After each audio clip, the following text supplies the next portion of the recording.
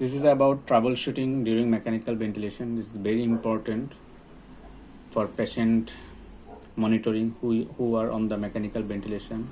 This is like as about the driving of a car. If you don't know how to drive a car, that may endanger your life. Same as the mechanical ventilator. If you don't know how to deal with the mechanical ventilator, it may endanger the life of a patient.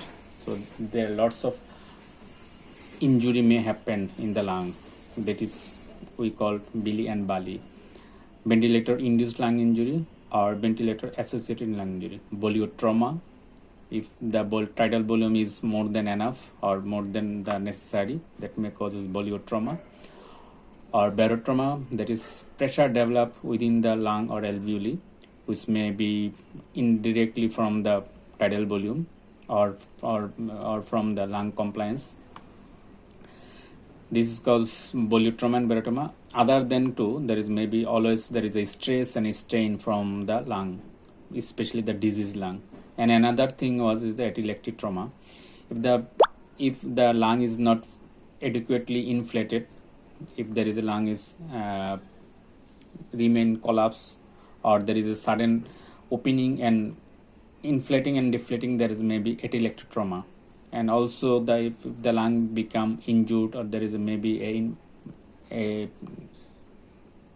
pathology or disease that is may as inflammation, that may produce lots of cytokines which may causes biotrauma, that is as ARDS.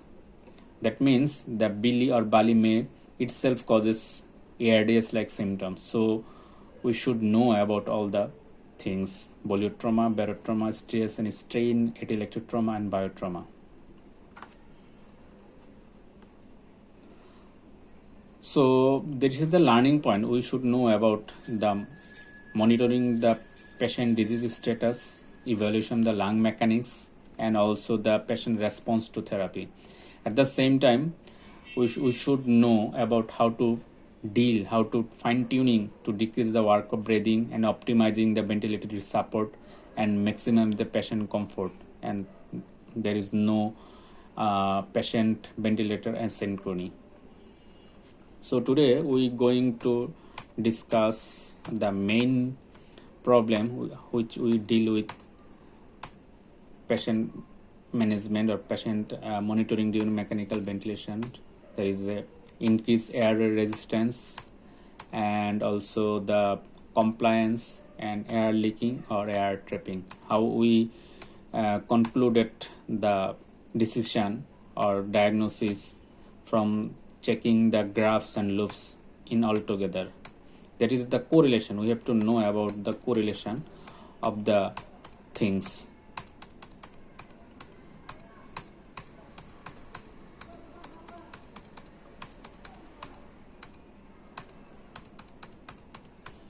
There is different type of loops and graphs, especially the three: volume time, pressure time and flow time. And loop is only we check only two, that is pressure volume and flow volume loop. So we have to know about the correlation of the graphs and loops. First of all, the airway resistance. What is the main cause of airway resistance? That is bronchospasm,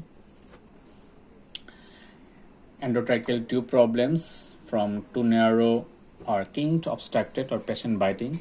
And there is a high flow rate. If the flow rate is high, that may causes increased air resistance. If there is a secretion build up within the tubes from the ventilator tube and also in the bronchial tree. And another thing is the filter, HME filter or expiratory valve. There may be dam or blocked by the secretion or from the especially the nebulizer, sometimes nebulizer solution, and also there is sometimes excess water or excess secretion that may cause the dam block the HME filter. So how to identify? We have to check all the loops and also the graph. Pressure time curve, there may be in the pressure time curve there may be high peak pressure but plateau may be in the same range. And there is a flow time curve. There may be inspiration is maybe normal, but there is expiratory limb is longer and longer than the inspiratory limb. And the volume time curve takes longer for the expiratory curve to reach the baseline. And also the pressure volume loop will be wider. Increased resistance will cause it to bulge to the right, and expiratory resistance cause bulge to the right or left. That is caused the hysteresis. We have called it in mechanical ventilation hysteresis, or increased work of breathing. And another thing is the flow volume loop that causes the decreased expiratory flow rate with a scoop in the expiratory curve. Then let's go check the graph. This is the pressure time curve. This is from here the start of the inspiration that goes up, and highest point, the pressure time curve, the highest point is peak, and this is the plateau, and this is the peak. If there is an increased air resistance, there may be rise of peak pressure, but plateau remain in the same. And there is in between the peak and plateau, there is a difference is usually 5, remain 5, but in case of air resistance, the difference between the peak inspiratory pressure and plateau pressure may be more than 5. And here the flow time scalar. Check here the fast. This is inspiration, this is expiration. The expiratory time is smaller but narrower or shorter. Here the expiratory time is longer. There is a obstruction in the bronchial tree or the ventilatory circuit. There is more time is needed than the usual to exhale the tidal volume. That's why the E time is longer than usual. Here, after post bronchodilator, this is the normal time for the expiration.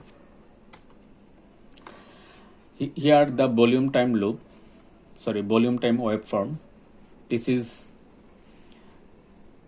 inspiration and this is expiration.